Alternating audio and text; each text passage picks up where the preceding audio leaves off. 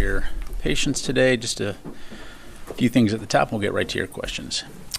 First, as you are aware, Israel confirmed today the death of the leader of the Hamas terrorist group, Yahya Sinwar. We'd refer you to the Israelis to discuss the details, but this is clearly a significant development and a major counterterrorism achievement.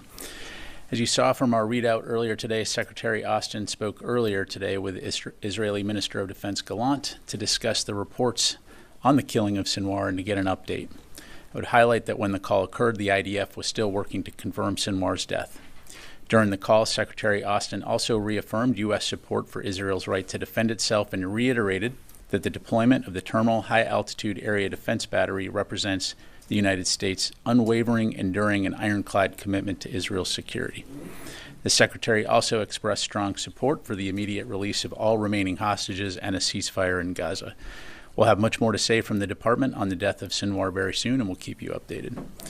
Separately, as we announced last evening, U.S. military forces, including U.S. Air Force B-2 bombers, conducted precision strikes against 5 hardened underground weapons storage locations in Houthi-controlled areas of Yemen. U.S. forces targeted several of the Houthis' underground facilities, housing various weapons components of the types the Houthis have used to target civilian and military vessels throughout the region. U.S. Central Command is still conducting a post-strike assessment, so I don't have any details to provide on that front other than to say that we struck exactly what we intended to hit. We'll provide updates as appropriate. As Secretary Austin highlighted in his statement last night, the employment of the B-2 bomber was a unique demonstration of the United States' ability to target facilities that our adversaries seek to keep out of reach, no matter how deeply buried underground, hardened, or fortified. And it demonstrates U.S. global strike capabilities to take action against these targets when necessary, anytime, anywhere. It also sends a clear message to the Houthis that there will continue to be consequences for their illegal and reckless attacks, which put innocent civilian lives and U.S. and partner forces' lives at risk. Shifting gears, Secretary Austin arrived yesterday in Brussels and today participated in a de-ISIS ministerial, the first session of the NATO Defense Ministerial, and a productive meeting of the NATO-Ukraine Council. In his opening remarks at the de-ISIS ministerial, Secretary Austin highlighted the work over the last decade of the global coalition to defeat ISIS. And I quote, "For 10 years, this coalition has tackled the scourge of ISIS. Our success stems from our resolve, our commitment to working together, and our willingness to adapt. These core elements will remain at the heart of the next phase of our mission," end quote. Tomorrow, Secretary Austin will participate in the second session of the NATO Defense Ministerial and engage with his NATO counterparts to discuss strengthening the collective security of the alliance and international support to Ukraine's defense. We'll continue to provide readouts and updates on the Secretary's engagements throughout his travels. And finally, the Department of Defense continues to be fully engaged with FEMA and the whole of government relief efforts related to Hurricanes Helene and Milton, and will continue to work with our federal, state, and local partners to ensure we're supporting and coordinating response efforts in support of our fellow Americans. As of earlier today, the National Guard had more than 4,200 guardsmen, nearly 600 high water vehicles, helicopters, and more than a dozen watercraft from 7 states mobilized for the response and recovery mission following Hurricane Milton. The U.S. Army Corps of Engineers has approximately 450 people supporting with temporary roof support, infrastructure assessment, debris control, flood response, and more. Meanwhile, the department's support for the U.S. government's combined response for Hurricane Helene continues as well. The National Guard has roughly 2,500 guardsmen, 65 high water vehicles, and 11 helicopters from 13 states mobilized. Approximately 1,400 active duty soldiers are mobilized as well, working with federal, state, and local partners on coordinated response efforts. Active duty forces have been engaged in road clearing, commodity distribution, and access to isolated personnel. The U.S. Army Corps of Engineers has more than 500 personnel engaged in 33 missions across the region, supporting debris control, temporary power, infrastructure assessment, flood control, and safe waterways assessments. Secretary Austin continues to receive updates on these response efforts, and the department continues to be engaged with interagency partners in support of FEMA, the White House, state, and local governments. The Secretary and his team are also focused on DoD personnel and their families who may be impacted by the hurricanes. With that, I'd be glad to take your questions. We'll start with Associated Press. Tara. Thanks, General Ryder. Does Secretary Austin have plans to talk with Minister Gallant again later today, now that the death has been confirmed? And Does the building assess that this death creates a greater opportunity for a ceasefire? Will you see Secretary Austin press that further with his counterpart? So I don't have a call to announce now. As I'm sure you can imagine, I'm sure Secretary Austin will speak with Minister Gallant at the earliest opportunity. And again, we'll read that out when it happens. In terms of the opportunities that this presents, I would highlight the president's statement where he highlighted the fact that there is now an opportunity for a day after in Gaza without Hamas in power. And so it does present an opportunity here for a ceasefire. It presents an opportunity for the release of all the remaining hostages. And of course, we'll continue to work toward that end. Okay, and then secondly, on the B-2 use last night, is there another aircraft that could have carried the munitions that the B-2 delivered? And if so, why use the B-2 instead of something that was closer to the region? Yeah, so a couple of things on that. First of all, in the U.S. military, we have, as you know, we have a wide range of aviation capability that can carry a wide assortment of munitions. The B-2 in particular, though, has a large payload, the ability to operate around the world. As I highlighted in the topper, we can strike anywhere, anytime. And in this particular strike, using its unique capability and ability to carry a large payload, to deliver munitions that could penetrate and strike these deep underground facilities that were storing components that the Houthis have been using. Again, it also sends a very clear message that we can strike targets of this nature anytime, anywhere from around the world. Thank you. Jennifer. General Ryder, when was the last time the U.S. had a read on where Sinwar was, and do you still have troops helping with intel sharing on the ground in Israel? Yeah, so I, as I'm sure you can appreciate, not going to be able to discuss specific intelligence. As you highlight and as the president's statement highlighted, we have had special operations forces and intelligence personnel supporting Israel's hostage recovery efforts, advising on their hostage recovery efforts since shortly after October 7. And so in that regard, by providing them this information, the Israelis have been able to go after and look for hostages, as well as find those who have been holding them hostage, to include Sinwar. And in terms of the B-2 strike, had you struck these targets before with other aircraft and munitions and had to go back and use the B-2, or is this a repeat strike? To my knowledge, this was not a repeat strike. Again, this was to go after very specific capabilities that the Houthis were storing deep underground. Was it a response to the 23 missiles that were fired on September 27th at the U.S. destroyers? This was a response to the continued illegal and reckless action that we see by the Houthis. As you know, this is not the first time that we've struck, but certainly these were unique targets in the sense that they were deep underground targets. Warren. One question on Israel, one on the B-2s. Did the Special Operations Cell provide any information or intelligence that was used as part of the operations around the killing of Yahya Sinwar? So my understanding, Oren, is that the short answer is no. This was an Israeli operation. U.S. forces were not directly involved. Again, as we've highlighted, we've had a small number of special operations forces that have been advising the Israelis on hostage recovery efforts. And again, as the president's statement highlighted, that included working side by side with their Israeli counterparts to help locate and track Sinwar and other Hamas leaders hiding in Gaza who've been holding people, to include Americans, hostage since October 7 last year. Can you say whether information or intelligence generated by the Special Operations Cell there went into previous killings of Hamas leaders like Mohammed Deif or Issa or others? Again, I'm not going to speak about intelligence other than to say, just highlight what I just told you in terms of sharing intelligence and information in support of hostage recovery efforts and tracking those who have been holding individuals, to include Americans, hostage. And then just a very quick question on the B-2s. When the Secretary put out a statement last night saying adversaries seeking to essentially place things deep underground in hardened bunkers, you haven't used the word Iran, but that seems a very clear message to Iran and its underground nuclear facilities.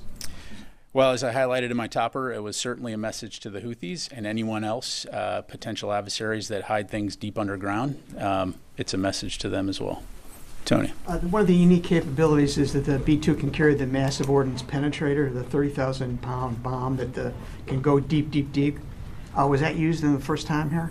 For the first time? Yeah, Tony, so for operation security reasons, I'm just not going to be able to get into the type of ordnance that was employed in this mission. Again, the B-2 is a very versatile aircraft that can carry a wide range of munitions tailored for the particular operation that it's been tasked to do.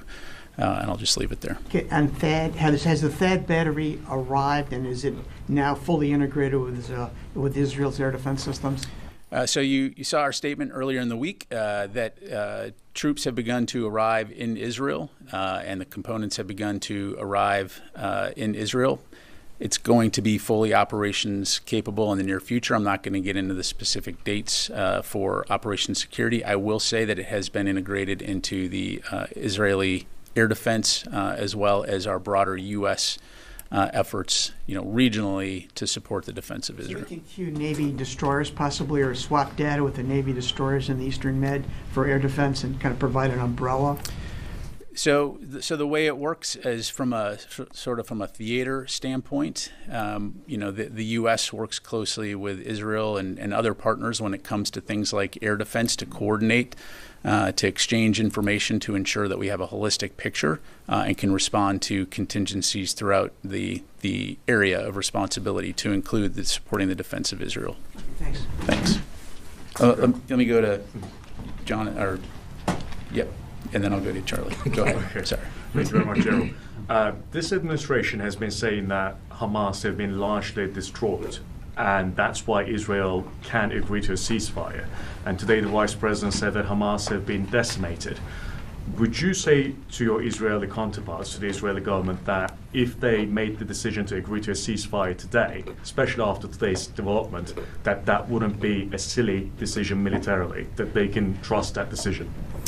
Well, as I'm sure you can appreciate, I'm not going to provide military-to-military advice from the podium to our Israeli counterparts.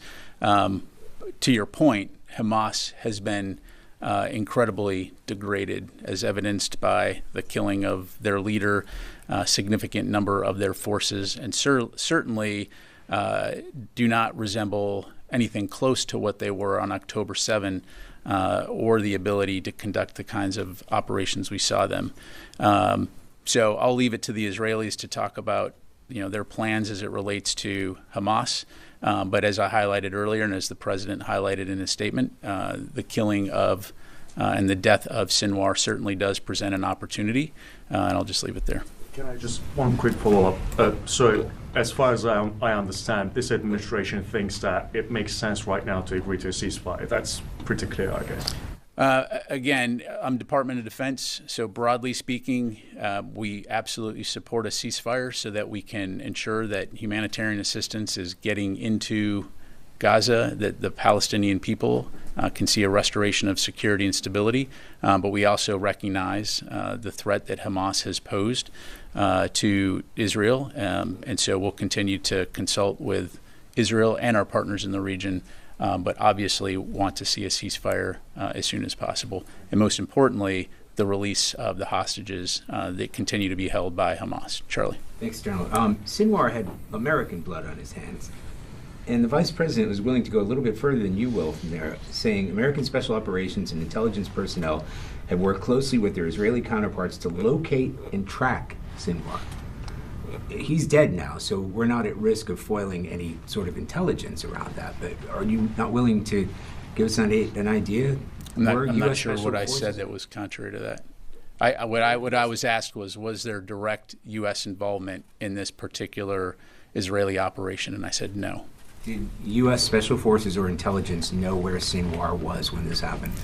Again, I'm not going to get into intelligence. What I'm telling you is this was an Israeli operation and that we've been sharing information and intelligence in support of hostage recovery efforts and the tracking of these leaders who have been holding hostages, to include Americans. And so, in so much as it's helped to inform Israeli operations in general, writ large, certainly it has played a role. But in terms of this particular, what happened today or last night, again, It's an important question. And I just answered it. So let me go on to Joseph. Thanks. I know you said the secretary spoke to his Israeli counterpart before the Sinwar's death was confirmed, but did the secretary, I mean, because as far as we know, you guys haven't received a day after plan from the Israelis in Gaza yet, is that correct? Again, from a Department of Defense standpoint, we're continuing to talk with our Israeli counterparts in terms of what that would look like. Certainly, it will be a complex undertaking, but, more to follow on that. And then just to follow up on that, does the department think there's anything more to be done militarily in Gaza from the Israeli point of view? So that's really a question for the Israelis. Again, I think we've been pretty clear that we want to see a ceasefire. We want to see a restoration of a significant flow of humanitarian assistance into Gaza. We want to ensure, though, that Hamas is not in a position to conduct the kinds of attacks that it did on October 7th. Certainly they are, down for the count in terms of their leader. But again, I'll defer to the Israelis to talk about their comfort level on that. Quick last one. What's the secretary going to do in the Vatican? I think he's got that on the last part of his trip.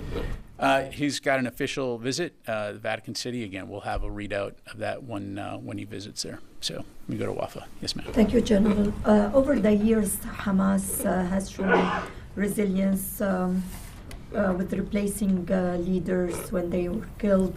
So what's different now? Why the assessment within this administration that the killing of Sinwar would remove a significant obstacle in Gaza? Well, I mean, as you highlight, and this is always a challenge with terrorist organizations, is that you remove the head and another is quickly replaces. So I'm certain that's something that the Israelis will continue to keep an eye on, as will we. But I also don't think you can discount the significance, again, from a counterterrorism standpoint, the role that Sinwar has played in leading this organization, also as the architect, so to speak, of the October 7 Hamas attack against Israel. It's significant that he's been taken off the battlefield. Let me go to the phone here real quick. Dan Lamoth, Washington Post.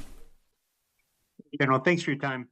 I wanted to get your assessment. Does the Pentagon have an assessment, and maybe would be a better way to put it, of whether with the death of Sinwar, whether this is a particularly dangerous time for U.S. troops in the region, whether you anticipate any kind of retaliation by any of the militias or Iran or anything as a result?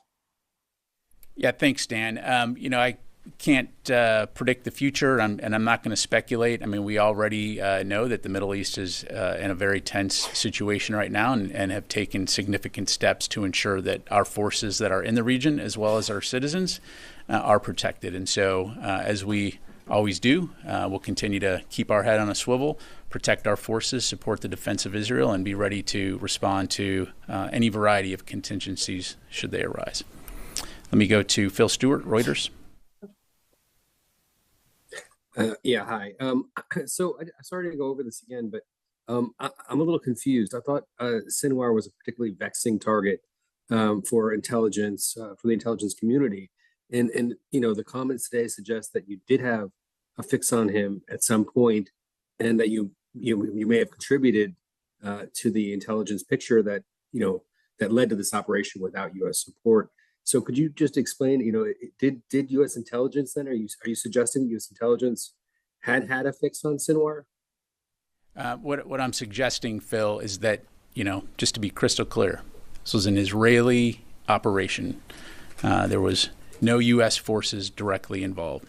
The United States has helped contribute information and intelligence as it relates to hostage recovery and the tracking and locating of Hamas leaders who have been responsible for holding hostages.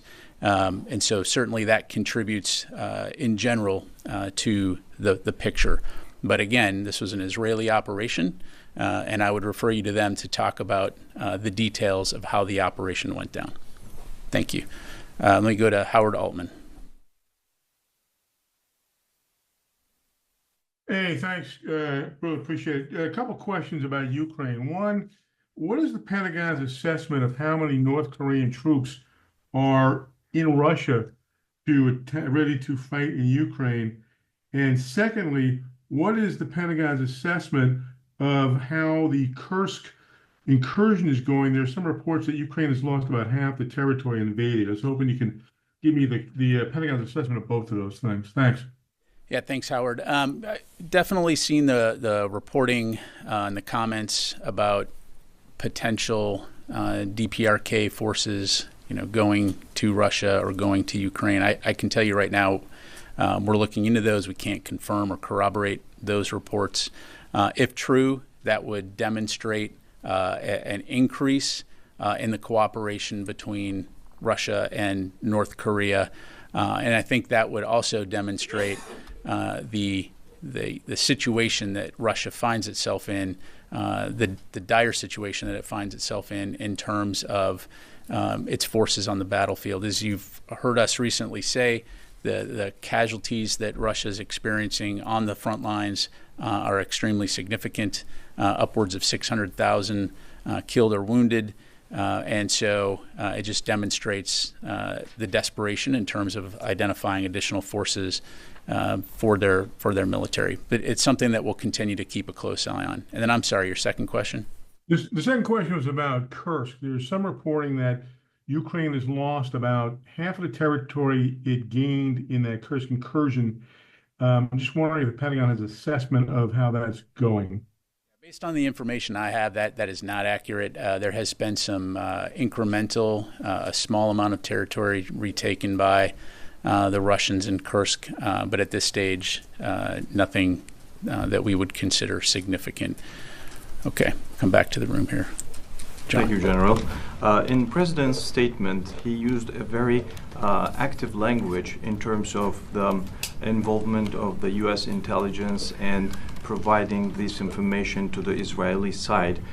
Is this cooperation was from September 7th up until now? And was it a two-way intelligence sharing, or you only giving them information that you have? Yeah, so as we've said before, and we've talked about this publicly, we sent a small number of special operations forces to Israel to work out of the embassy to support and to advise the Israelis on hostage recovery efforts. And to put this into context, remember that there are American citizens that are being held hostages, so it's appropriate that American forces would be assisting and advising the Israelis on those recovery efforts. The President actually is comparing this with, mentioning Osama bin Laden's death as well. So it sounds like the U.S. sees this like the killing of the group that was responsible of that attack, which Israel used to show it as the 9/11 of Israel. So do you think that this is going to be like an opportunity to cease fire?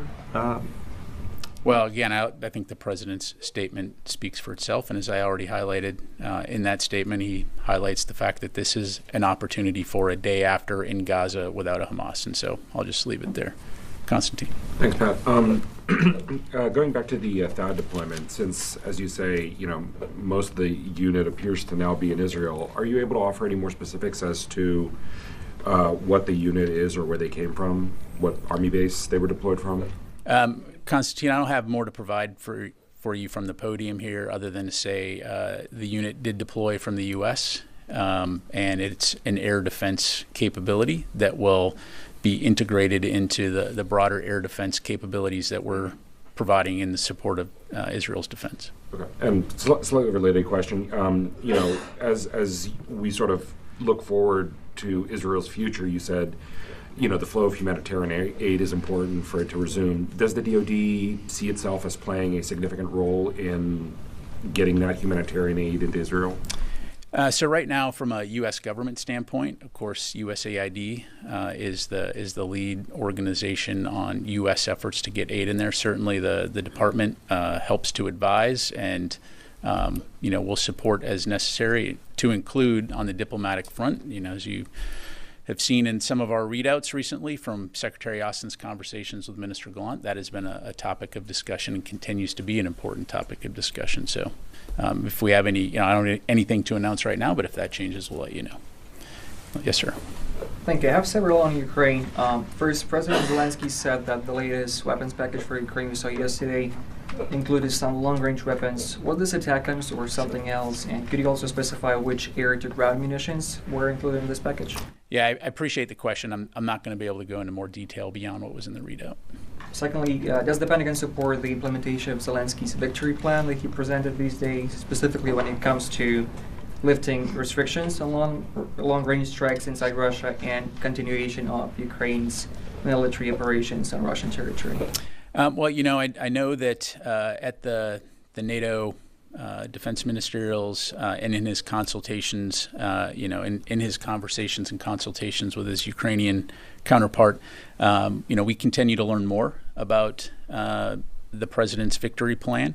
I can tell you what Secretary Austin does support is Ukraine's success in terms of defending their sovereign territory and the freedom of the Ukrainian people. And so we're going to continue to work closely with the Ukrainians, closely with our allies and partners to ensure that we understand Ukraine's needs and that we're supporting their capability requirements on the battlefield. I have a short one. Zelensky also said that if they start implementing this victory plan now, it may be possible to end the war next year. Does the Pentagon agree with that assessment? Again, I don't have anything to provide on that other than, we're going to continue to support Ukraine for the long haul. We're going to continue to ensure we understand and are supporting their battlefield requirements. Nancy. The reports are that there was a tank round that brought down the facility where Sinwar was. Does the U.S. know what kind of tank round and whether it was a U.S. provided one? I don't. I'd have to refer you to the IDF. And then in your announcement about the deployment of the THAAD, one reason that was listed for deploying it was to defend Americans in Israel. I'd like to know if the department is considering also deploying any sort of defense to defend American citizens in Lebanon.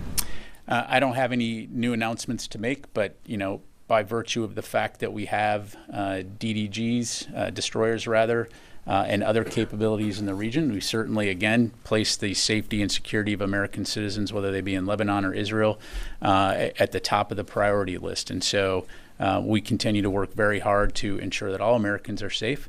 By the way, as we see Iranian Houthi missiles that are heading towards Israel or towards that vicinity, we certainly have the capability to take those down. But I would just emphasize that regardless of where American citizens are, it's always going to be a top priority for us to protect them. Are there any force posture changes or changes in the sort of security posture in light of Sinwar's death? Is there anything you can tell us in terms of any shifts that you're making? No announcements to make. As I highlighted earlier, we have a robust posture in the region, and we'll continue to do everything we can to protect Americans, protect U.S. forces, and support the defense of Israel.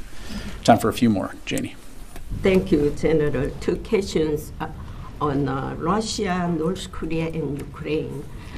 Russia took North Korea's side and criticized South Korea for carrying out drone provocation in Pyongyang.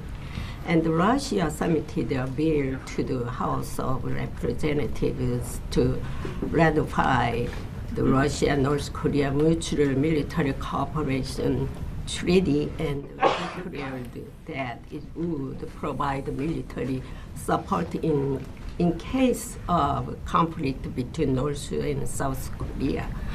How does the United States view Russia's direct intervention in the South and North Korea's conflict? Janie, I would say again that we're going to continue to work closely with our ROK allies to support their defense, and I'll just leave it there. Okay. The second question, Ukraine President Zelensky told the press that North Korea's troops are training in the Russian Far East and are active in the Ukraine border area. If that happens, not only will the war in Ukraine be delayed, but military tensions on the Korean Peninsula will increase. What is the United States response to this? Yeah, I think I responded to that earlier. Again, we've seen those reports. I can't confirm whether there's North Korean forces that have gone to Russia, and something that we'll continue to monitor. All right, last question will go to Jeff Shogel, Task and Purpose. Thanks. Given the news cycle, you could announce anything about aliens or extraterrestrial life and no one would care. So I'm going to take the shot. What do you got on UFOs, aliens, etc.? Go. The truth is out there, Jeff. And the truth is we have no evidence to indicate extraterrestrial life has visited the planet.